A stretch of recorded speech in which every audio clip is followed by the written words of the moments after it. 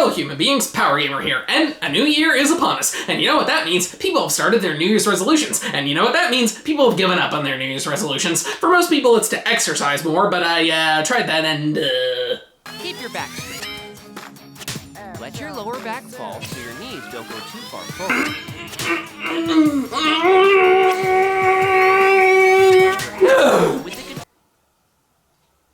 Yeah, it didn't go very well, so I figured if I can't be a big, muscular dude who can rip people apart in real life, I might as well do it in a video game. God of War, the most accurate depiction of Greek mythology I've ever seen, a massive staple of PlayStation franchises. God of War has been a fan-favorite series for almost 2 decades. Of course, now when people talk about God of War, they're likely referring to the reboot, but the original trilogy still has a lot of fans. The game was developed by Santa Monica Studios, who began working on it in 2002. It was directed by David Jaffe, who was heavily influenced by the game Onimusha. After playing it, he decided, let's do that, but with Greek mythology. While the style was primarily influenced by films like Clash of the Titans and Gladiator, it utilized the engine the company had previously designed for the game Kinetica. They wanted the game to have a combat system that had a variety of abilities while also having combos that come from basic attacks, and they decided to give the game a third-person camera view after seeing games like Ico and Devil May Cry at E3. The game was released for the PS2 on March 22nd, 2005 in North America, with Europe getting it on July 8th later that year. It was hugely successful, selling over 4.6 million copies and receiving tons of praise from both critics and audiences. The game would get 2 sequels released for the PS2 and PS3 and would later be rebooted for the PS4 and PS5. The sequels also did great, and the reboot ended up doing better than both of them in terms of sales and praise. I've heard good things about the series, and I've been meaning to try it for a while. This was actually my first PS2 game, but I never really got around to playing it. So let's take a trip to Athens and see what I've been missing.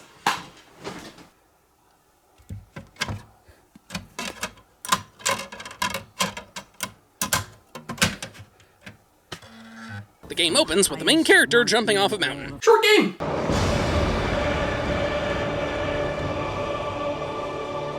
Okay, that's not really the end. We cut to a flashback on a boat where we once again see our main character, a Spartan warrior named Kratos. Kratos has apparently been serving the Greek gods for 10 years and has grown tired of it, so the goddess Athena makes a deal with him. Ares, the god of war, is currently invading Athens, and due to some rules, she's unable to intervene. If Kratos can manage to kill Ares, he will be freed from both his servitude and haunting visions of his past that we rarely actually see. Kratos is more than happy to oblige and sets off to kill Ares. The story is very straightforward. It isn't much more complicated than just going after Ares. You meet a handful of other characters as you go, but most of the journey is focused on Kratos just going to places. As we go through the game, we get some flashbacks that go more into his backstory, but that's about it. It's not amazing, but it works. The one thing I will give the story credit for is that it's one of the few adaptations of Greek mythology to keep the most important element.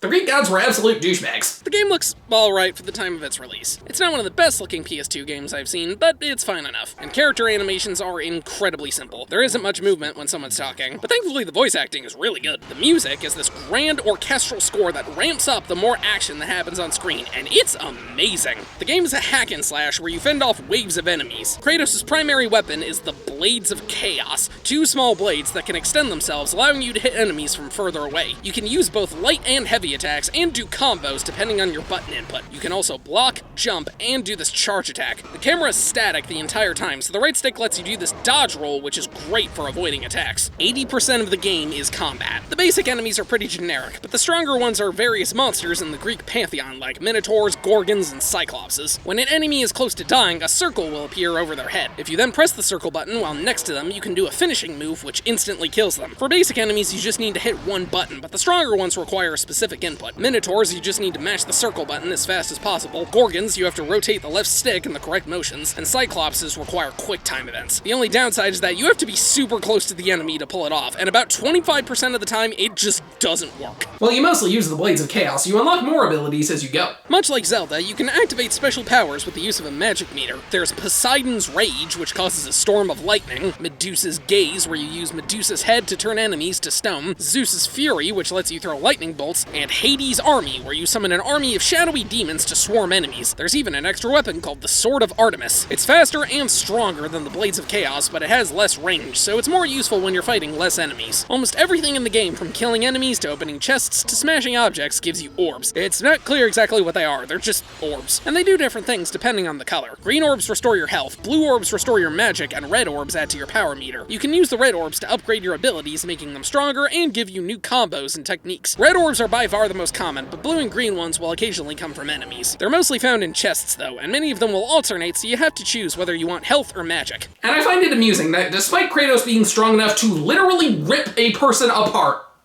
he struggles every time he has to open a chest.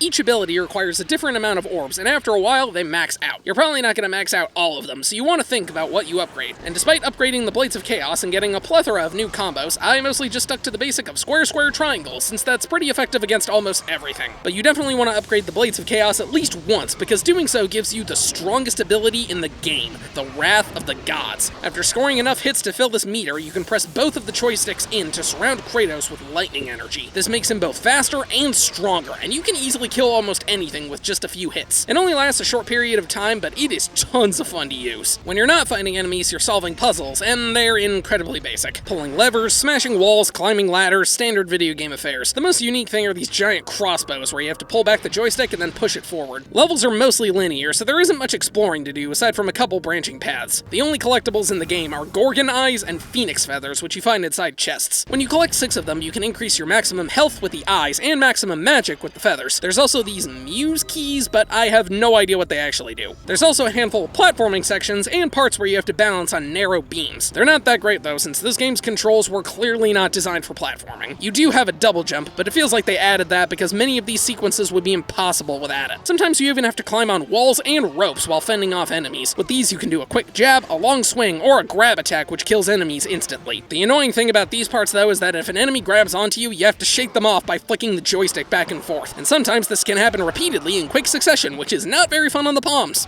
I'm getting Mario Party 1 vibes from this, and I don't mean that in a good way. The weirdest thing about this game though is the boss fights, or more specifically, the lack of boss fights. There's one right in the first level, but after that, we don't get a traditional boss fight until the last third of the game. There are plenty of moments where you have to fight a bunch of stronger enemies, but none of them are a single massive threat that you have to deal with. It's weird. While this game is overall pretty fun, it can get kinda repetitive. Most of the new moves you get either aren't very useful, or you get them in the first couple hours of the game, so you wind up using a lot of the same stuff. And sadly, there isn't a huge amount of variety in the enemies you fight. Most of the enemies you see are ones you see everywhere in the game, aside from some of the tougher stuff. With a couple exceptions, there's no enemies exclusive to one area of the game, so you end up fighting a lot of the same stuff over and over again. But my biggest issue with this game is that so many moments just don't know when to stop. You can only save the game by going to these golden spots, and multiple times have I gone a solid 10 to 20 minutes without seeing a single one. Some areas can last up to an hour and a half, and so many of these combat sequences drag, either because an absurd amount of enemies keep spawning, or because most of the stronger enemies, especially in the later game, just don't die. I've had some combat sequences last up to 10 minutes, and you better hope you don't die during them, because then you have to go through that whole process all over again. This game ended up being a lot longer than I thought it would be. It's not absurdly long, but I was pretty surprised at the length of some of these levels. Your first level is on the ship. Giant heads frequently pop up that you have to kill, and it ends with a fight against a Hydra. You have to weaken both heads on each side until they fall over, and then finish them off by dropping these things on them. Then you have to climb up this net to get to the big head in the center. Just keep attacking it, and eventually you'll be able to quick time event it, but if you screw up, it recovers its health. This fight goes on for way too long, but thankfully if you die, you don't have to kill the small heads again. Kratos goes inside the Hydra's head and finds the captain clinging on for dear life. He then steals his keys and lets him die. Our hero, everybody. He saves some women, and after a night of playing poker with them, he makes the deal with Athena and sails off to Athens. Once he arrives, he finds this woman who's afraid of him, can't imagine why, and she falls off a balcony. Kratos pillages her corpse for a key and finds this old man who begins digging his grave. He then sees the Oracle of Athens being kidnapped by harpies. He finds her being held up by this rope and has to save her. This part is incredibly annoying, not only because you have to do fast platforming, but because the Oracle never shuts up. Kratos, get me down!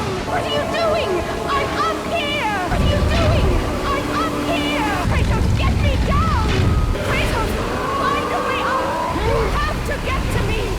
Kratos, get me down! What are you doing? I'm up here! God above! Don't let me fall!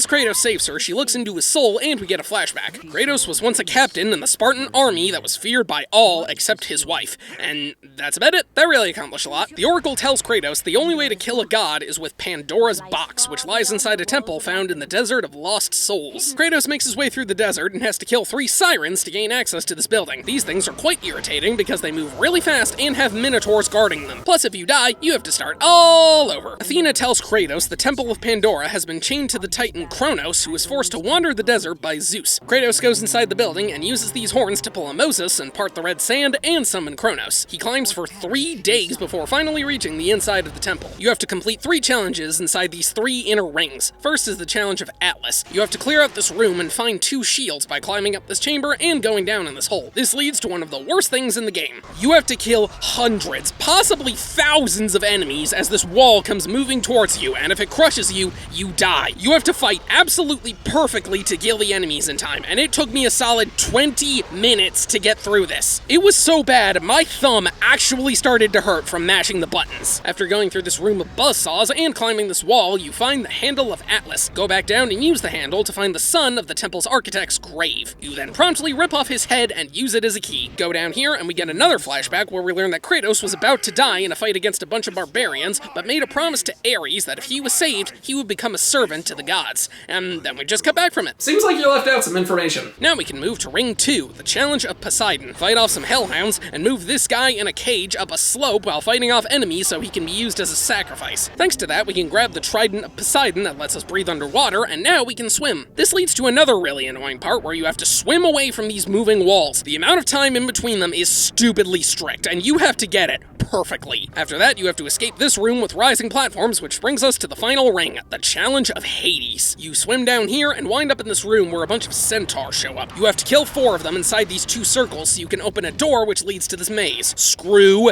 this maze! You have to go through and kill every single enemy in order to continue. It can be really confusing to navigate. There's an insane amount of enemies. Many of them are quite strong. There isn't much health or magic chests, and if you die, you have to start the whole thing all over again. And there's no save points either. After finally getting through, you can light a passage and go up this platform while avoiding flaming boulders. Go in the right door, balance on some beams, and we finally got our second boss fight, a giant minotaur. You have to attack him until he falls over, quick time events, then run back and use this lever to launch a giant stick at him. Once his armor is destroyed, hit him until he goes down, and use the lever one more time. Kratos aligns all 3 rings and uses this beam of light to open an elevator to the rest of the temple. At the top, Kratos sees a harpy, giving us flashback number 3. Ares agreed to save Kratos and summoned the Blades of Chaos, 2 small blades that were forged in the underworld and were then binded to Kratos permanently. This allowed Kratos to win the battle. Yeah, I think they could have just showed that to us in the last flashback. Kratos journeys up these cliffs, and after grabbing these 2 necklaces and putting them on statues, you get the final flashback. Kratos became ruthless after Ares saved him, and this led to him attacking an innocent village. Unbeknownst to Kratos, though, Ares had transported his wife and daughter there, and in his blind rage, he murdered his own family. The village elders saw this and cursed him by permanently binding the ashes of his family to his body, turning his skin pure white, and this would give him the nickname the Ghost of Sparta. So that's why Kratos was so eager to kill Ares. Revenge. After going through some caves, we reach what is hands down the worst part of the entire game. You have to fight an enormous wave of harpies on these conveyor belts that have giant spinning wheels at the end, so you have to stay in the middle or else you take damage. But at the same time, you have archers on these platforms shooting at you. So you have to kill them, but you can't stay on the platforms because after you kill them, these flames shoot out, and if they touch you, it's instant death. And to top it all off, there are just so many enemies. They just don't stop spawning. This was exhausting, and I hated every minute of it. After that miserable gauntlet, Kratos finally finds Pandora's box, but Ares then hurls a pillar into him, which kills him, and his minions steal the box. Kratos is then sent to the underworld, and we get this honestly hilarious callback. You again?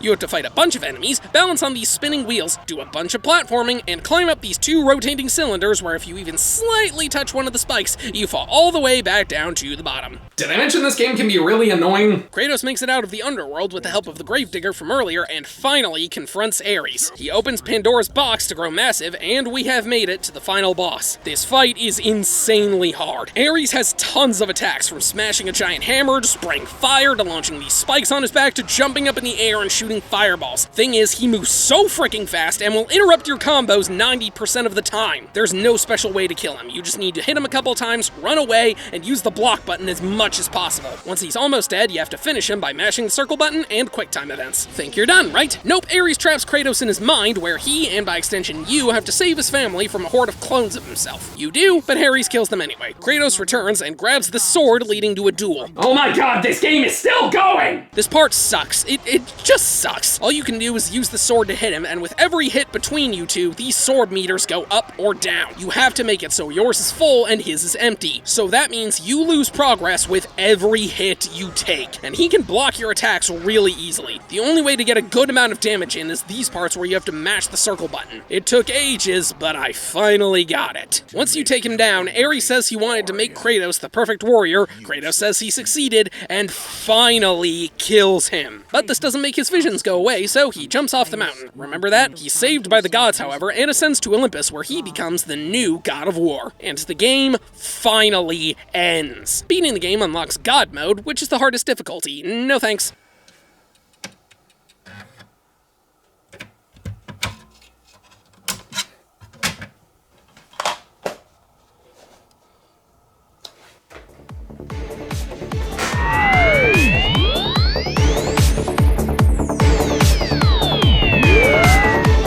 Game conquered.